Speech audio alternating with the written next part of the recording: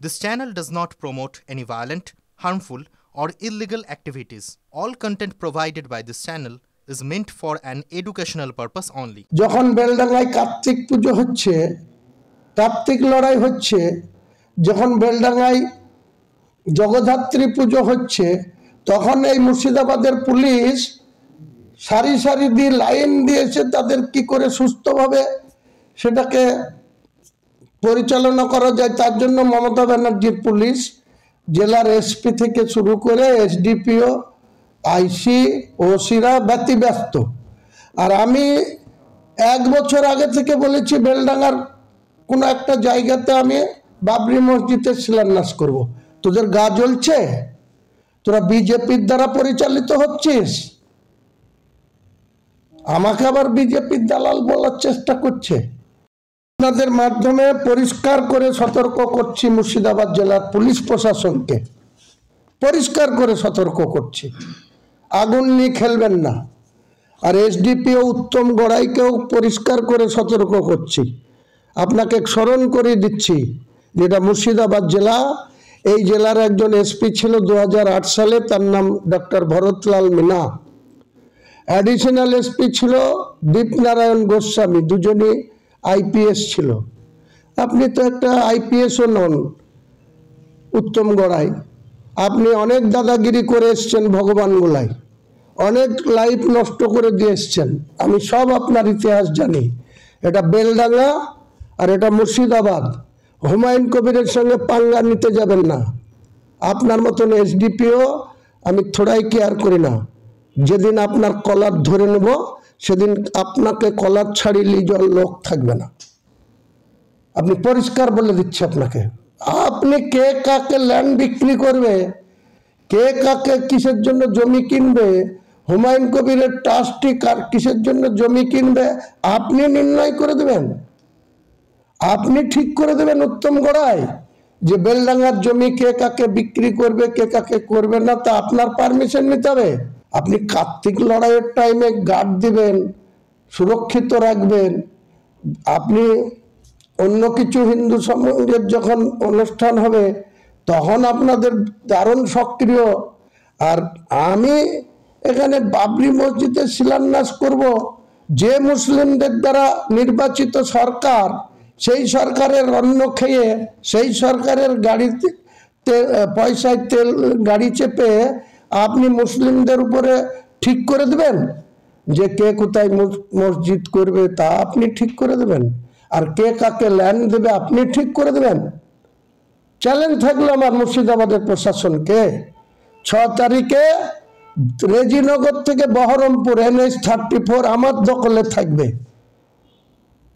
মুসলিমদের দখলে থাকবে, মুর্শিদাবাদের মুসলিমদের না, রাজ্য মুসলিমদের কত ব্যক্তি এখানে আসবে সেদিন প্রমাণ করব।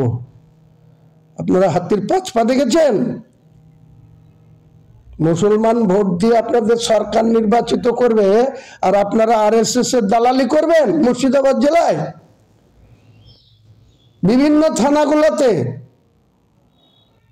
আপনারা বিভিন্নভাবে NIA এর ভয় দেখিয়ে যারা বোমের কিছু জানে না তাদের কাছ থেকে বোম সংগ্রহ করে আপনারা বলছেন যে অমুক জায়গায় রেখে দাও, আমরা রিকভারি দেখাবো, দিয়ে মিডিয়াতে দেখাচ্ছেন। আপনারা নিজেরা কাগজে কলমে দেখিয়ে রাজ্যকে ভুল পথে পরিচালনা করছেন, রাজ্যের প্রশাসনকে। মুর্শিদাবাদ জেলা আমরা কারো বিরুদ্ধে কোনো কথা বলতে চাই না।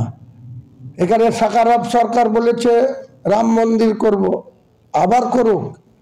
একটা সাগর দিঘিতে শিলান্যাস করেছে আমি যখন 2024 সালে বলেছিলাম, তারপরে দেখবেন একজন এসে ওখানে সাগর দিঘিতে একটা রাম মন্দিরের শিলান্যাস করেছে। আমি তো নিষেধ করতে যাইনি, তার বিরোধিতাও করিনি। সাকারাব সরকার আবার বলেছে করবে, একটা কেন 26টা ব্লকে 26টা রাম মন্দির হোক, আমার কোনো বাধা নাই। ওই উত্তম গড়াই এসডিপিও বেলডাঙ্গা, সে প্রত্যেকটা যারা জানতে পারছে যে কারো কাছ থেকে আমি ল্যান্ড সংগ্রহ করতে যাচ্ছি বা যেখানে এই অনুষ্ঠানের জায়গা ঠিক করতে যাচ্ছি, সে তাকে দেখে চমকাচ্ছে, তাদের দেখে ধমকাচ্ছে, তাদের দেখে বলছে ল্যান্ড দিতে পাবে না, আরে কোনো পুলিশ অফিসারের কি কে কার ল্যান্ড কাকে বিক্রি করবে তা দেখার দায়িত্ব? পুলিশ অফিসারের কাজ হচ্ছে কোনো জায়গায় ল অ্যান্ড অর্ডার ব্রেক হলে সেটাকে গিয়ে শান্ত করা, ল অ্যান্ড অর্ডারকে কন্ট্রোল করা, এটা পুলিশের কাজ। আর এসএস এর দালালি করা কাজ। লালগোলায় দাদাগিরি করে 10টা জীবন শেষ করে দিয়েছে, বেলডাঙ্গাতে মনে করছো তুমি যা খুশি তাই করবে? বেলডাঙ্গার কার্তিক লড়াই দীর্ঘদিনের ঐতিহ্য, সেখানে দুনিয়ার পুলিশ থেকে করেছে, কোনো মুসলিম তো কার্তিক লড়াইয়ের বিরোধিতা করেনি, আমরা তো কোনোদিন কার্তিক লড়াইয়ের বিরোধিতা করিনি।